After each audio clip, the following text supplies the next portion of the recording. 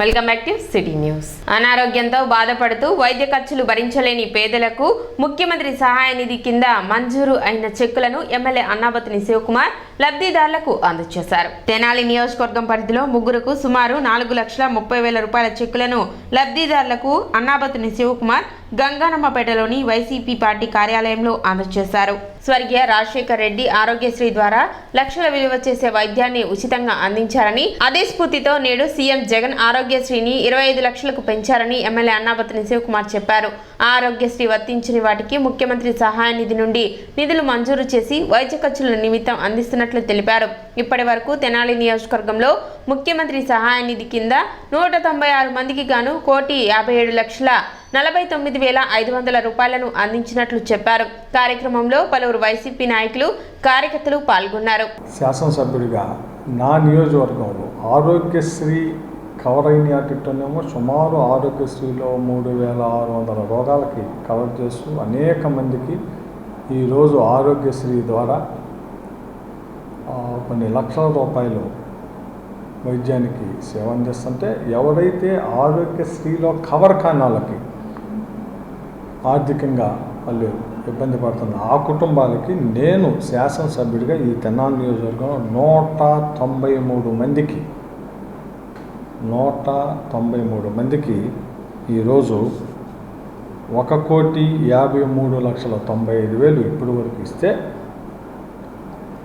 ఈరోజు ముగ్గురికి మళ్ళీ సుమారు 4,30,000 రూపాయలు. ఎవరికి? వల్లూరు లక్ష్మి మన జాగర్లమూడి, అట్లాగే లంకిరెడ్డి విమల వల్లభాపురం, అట్లాగే కాసాని వెంకటేశ్వరమ్మ తెనాలి, ఒక్కొక్కరికి 1,50,000, ఇద్దరికి 1,30,000, 4,30,000 రూపాయలని ఈరోజు చెక్కుల రూపంలో వారికి ఇవ్వటం జరిగింది. అంటే 196 మందికి 1,57,49,500 రూపాయలని ఈ ఒక్క సీఎం సహాయ నిధి నుంచే నేను నా నియోజకవర్గంలో ఉన్న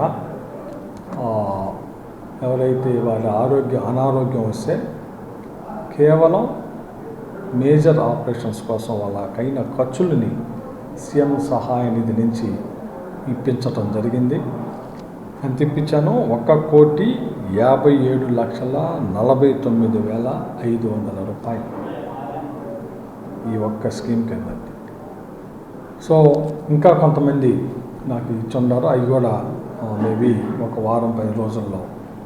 అంటే ఇక్కడ నేను ప్రధానంగా చెప్పదలుచుకుంది ఏంటంటే, ఈ రాష్ట్ర ముఖ్యమంత్రి జగన్మోహన్ రెడ్డి గారి నాయకత్వంలో స్వర్గీయ రాజశేఖర్ రెడ్డి గారు ఆరోగ్యశ్రీని పేదవాడికి కార్పొరేట్ వైద్యశాలలో మెరుగైన చికిత్సనిచ్చే దానికోసం ఆయన స్టెప్ వేస్తే, ఈరోజు రాష్ట్ర ముఖ్యమంత్రి జగన్మోహన్ రెడ్డి గారు ఆరోగ్యశ్రీ కింద 25 లక్షల రూపాయలు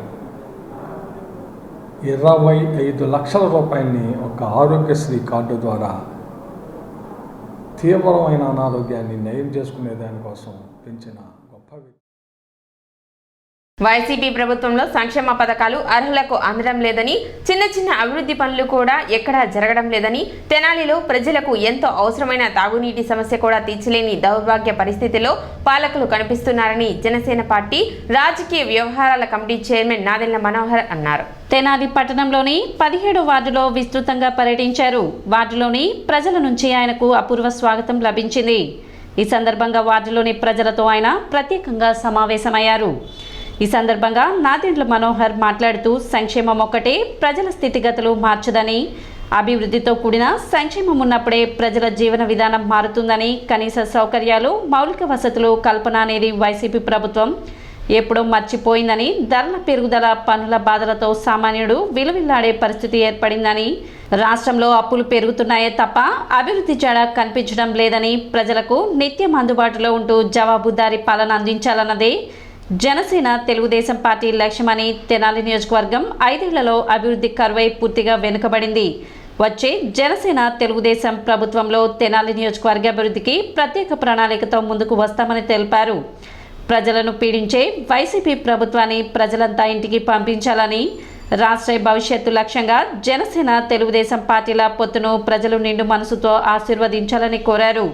సమావేశంలో తెనాలి నియోజకవర్గ జనసేన నాయకులు, వీర మహిళలు పాల్గొన్నారు.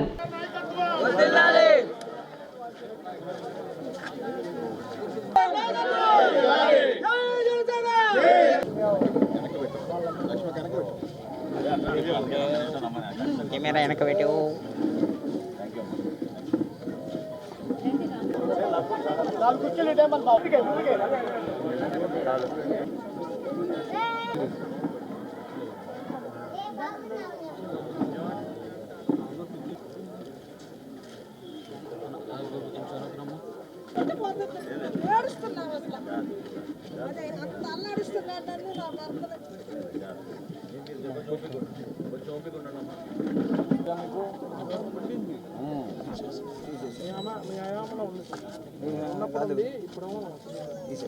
కరెంటు బిల్లు ఆ పెంచిన వాళ్ళు తీసేసారు. కరెంట్ అని వాళ్ళ దాంట్లో వస్తే పట్టణంలో 17వ వార్డులో మిత్రుల ఆహ్వానం మేరకు పుట్టినరోజు సందర్భంగా రావాల్సిన కార్యక్రమం ఆ రోజు హాజరు కాలేదు. ఈరోజు సరదాగా అందరితోటి కొంచెం సమయం వెచ్చించి కూర్చుని మాట్లాడుకుందాం అనే ప్రయత్నం చేశాం.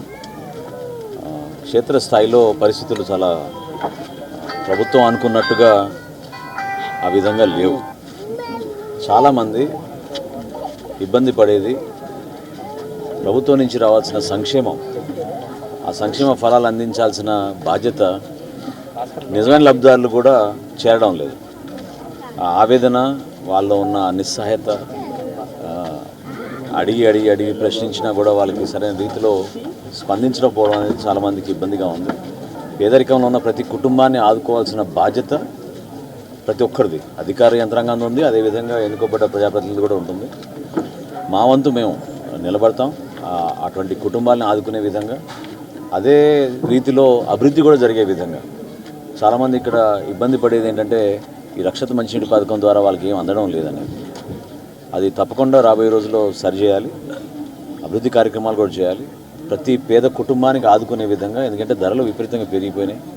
ఆ ఆందోళన, ఆవేదన ప్రతి ఒక్క మహిళల్లో కనపడుతోంది. ఆ ఇబ్బంది కలగకుండా చూసుకోవాల్సిన బాధ్యత మనందరిపైన ఉందని నేను భావిస్తున్నాను.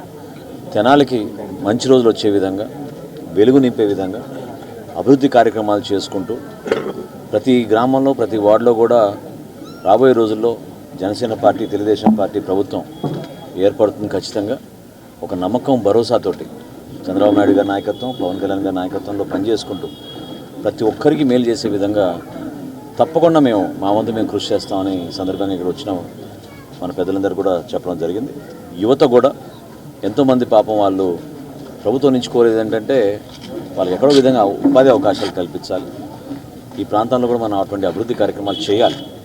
సో ఒక మంచి ప్రణాళికతోటి తెనాలి పట్టణంలో, తెనాలి నియోజకవర్గంలో చక్కటి కార్యక్రమాలు చేసే విధంగా అందరం కూడా కలిసికట్టుగా ముందుకెళ్దాం. ఓటు హక్కు ఎంతో విలువైనదని, దానిని ప్రతి ఒక్కరూ వినియోగించుకోవాలని మున్సిపల్ కమిషనర్ శేషన్న తెలిపారు. ఎన్నికల కమిషన్ ఆదేశాల మేరకు పట్టణంలోని పోలింగ్ బూతులను మున్సిపల్ కమిషనర్ బండారు శేషన్న పరిశీలించారు. పోలింగ్ బూతులలో మౌలిక సదుపాయాలను పరిశీలించారు. ఈ సందర్భంగా ఆయన మాట్లాడుతూ పోలింగ్ బూతుల్లో కావాల్సిన మౌలిక సదుపాయాలు పరిశీలించి నివేదిక తయారు చేసి ఉన్నత అధికారులకు పంపించడం జరుగుతుందని చెప్పారు. అదేవిధంగా ఓటు హక్కు ఎంత విలువైనదని, ప్రతి ఒక్కరూ వారి యొక్క ఓటు హక్కును వినియోగించుకోవాలని కమిషనర్ శేషన్న విజ్ఞప్తి చేశారు.